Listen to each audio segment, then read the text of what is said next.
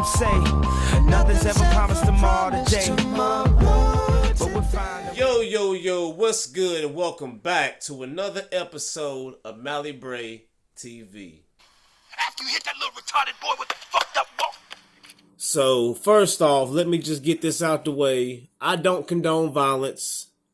I'm not the type of person that's like, hey, bully a motherfucker, beat up on somebody that ain't trying to, that has no beef with you. That's a bully. I don't condone violence.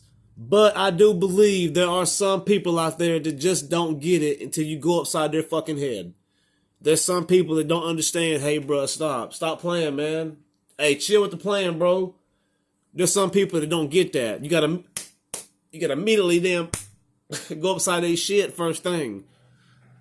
This story that I'm about to tell ain't one of them times, man. This shit's really crazy because I was just thinking about it. I didn't plan on doing a video tonight, y'all. So, y'all blessed because I thought about this shit and it made me laugh. But it's not really funny because it involves like a kind of a handicapped guy. I work at a plant, in my hometown, North Carolina, in my state. It's a plant that makes parts for cars. And it's a really small plant. I work on third shift, and this is back in 2017. I worked on third shift, and third shift is a really small shift. My plant's really intimate, first shift might have 25 people, second shift maybe has 20, and third shift where I was working, you might have 14 on a good night, and that's if nobody called in. So as I'm working on this shift, we get new people every once in a while. And this particular night, we got a new guy named Zach.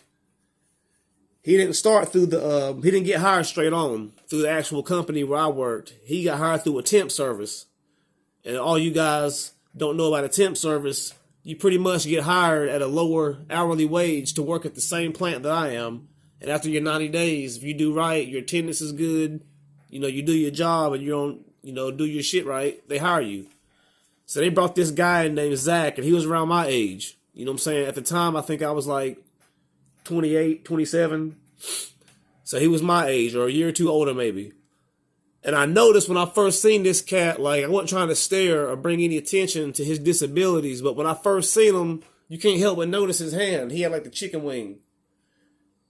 And I'm not trying to be funny for anybody that gets offended. I just know how to explain this. But he had his hand like this, and he had a limp when he walked. So it's kind of like one of them situations where even if you don't want to stare, you're going to double glance. You know what I'm saying? He knows he sticks out, and you're at work, you're bored.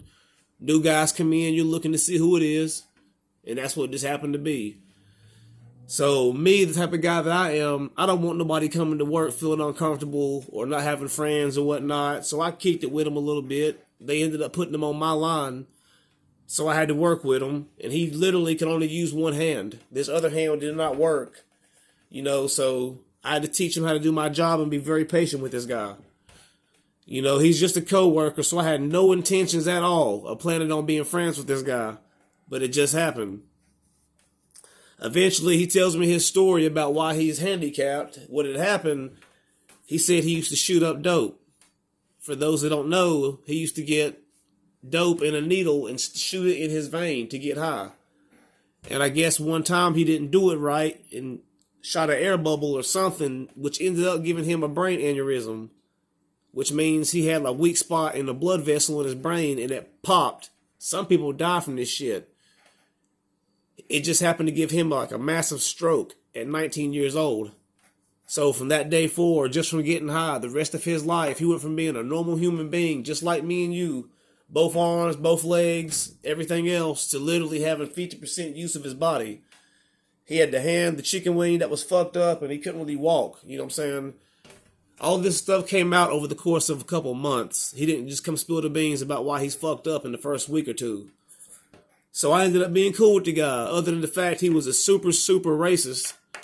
I wanted to whoop his ass every night at work. He just say some fucked up shit, and you could tell he didn't mean nothing by it, but at the age I'm getting to, I'm just tired of the jokes. My skin is not a joke, you know what I'm saying? He'd always bring up racist-ass jokes and bullshit to joke about. And it got to the point where I started kind of distancing myself. By now, he's done worked in my job for a while. He knows how to do the job. People are tired of his shit.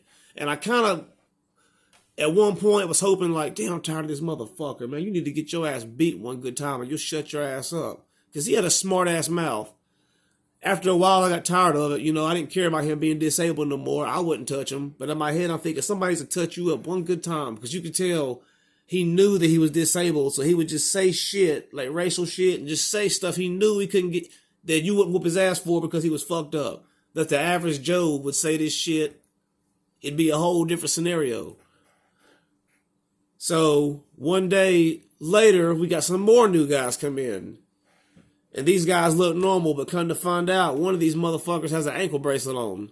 So I'm like, just like the guy with the chicken wing that came in, I noticed this shit. Not being nosy, I just see it. So I'm like, this dude's got a damn ankle bracelet on. The hell's up with this dude? He literally just paroled from prison. After a couple years, he did the bid, you know what I'm saying? I don't know what he was in for. You don't ask somebody, hey, what'd you get out of prison for? That's just not what you do. But I knew that he had a short fuse. Obviously, he'd been to prison. He came out in a fresh white t-shirt, creased up, and he said he was in a halfway house. And I guess that's the place where they transition you from prison to a place to kind of rehabilitate you back into society. Because back in the day, they just throw your ass straight from prison out in the public. So he was in a halfway house trying to get his life together. You know, and somehow how Zach and this new guy, how their paths collided, I'll never know, but there's this one special night we was working. It was cold as fuck. My plant has no AC, no heat. And this is like a snowy night. It was like January or some shit. It was cold, cold, cold. So everybody was in bad moods. We're third shift. It's nighttime. Nobody wants to be at work. And we had these little carts that we had to roll, that we put the product in. There's a press that you pull parts off the machine and you set it to this cart. Once the cart got to a certain level, so full, you roll the cart out. One person on one side would push it. The person on the opposite side would pull it. If you remember as a kid, those little carts you ride around with that you'd always run over your fingers on, those hard-ass carts you slide on, every kid would mash their fucking hands on them. If you can imagine those little bitty wheels, them hard plastic wheels, they was on top of this this wooden crate, right? So Zach had a bad habit of when the crate was full to just shove it out with that one arm he had that he used. He just grab it, just muscle it out. And this new guy hadn't been working there long. Like I said, he's fresh out of prison, so he don't know the ropes. He don't know that Zach's supposed to push it to him. So one day, like, he's standing on this side. He's standing on this side. Zach is standing on the opposite side. Once he hit 25, the person said move it. Zach pushed it with his arm, and you got to push it hard because it's heavy. And it rolled over the prisoner guy's foot. He didn't have on steel toes like you're supposed to wear. I guess he's fresh out the joint. He just wanted the job. But this bitch ran over his toe, and I know from experience this shit hurts. It hurts bad. I remember watching this shit because I was in between the guys. So I'm watching one guy here, one guy here. As it rolled over his foot, I seen his face drop, and he looked at Zach, and I looked at Zach. It was like a slow motion triangle. I'm watching this guy. I see he's about to hit Zach. Zach is so oblivious, he don't see it coming. I'm in the middle, like, what do? I don't want to get into it, because if me and this guy fight over him, I'm going to lose my job. Old boy cranks that hand back and punches the disabled boy right in his shit. And it sounded like a slap. I was like, hey! He hit Zach and he folded Zach like a goddamn lawn chair. This disabled boy with the one arm and the half body folded, boo, hit the ground. He jumped up quick with that one arm, and his shit was leaking already. He had blood going down his nose, down his lips, down his neck. I was shocked because I was thinking, you really just hit this disabled boy. And after he ran over his foot, the disabled guy said sorry. Like, he ran over his foot, was like, sorry, man, I'm sorry. And before he got that third sorry out, wink, the prisoner punched him. And he's fresh out of prison on parole, trying to do good. And you see how that he's institutionalized. Like, I guess in prison, when somebody disrespects you, it's straight on site. And we're at work, though. We're not in prison no more, dog. You can't be doing that shit. So I broke it up just with my forearms. Hey, man, come on, man. He's disabled. Dude knew he fucked up. He had blood on his t-shirt. He hit the dude so hard, the fucking splatter, the drawback hit his goddamn shirt. So I'll tell him to chill out. You know what I'm saying? It's on camera and it's third shift. At this time, we only got one supervisor at work. The plant manager and none of the big guys are there. They're asleep. They're first shift. They don't come in for a couple hours. So they called the supervisor up to plant one where I'm at. Bro, boy, this got split in half. She comes up there. She's a female. All she sees is blood and sees the disabled guy's face leaking. If you didn't see what had happened, you'd think he got hit in the face with a fucking baseball bat. This old boy put the goddamn hammer on him.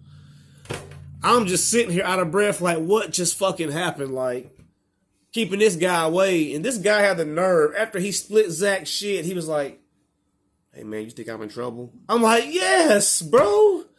Yes, you're in trouble. He's like, you think I'm fired? Yes. So the supervisor lady, Brooke, she calls it the maintenance men, Joe and, at the time, who else was it? Joe and some other maintenance guy. Both of them are big-ass, burly dudes. Big old country bred dudes.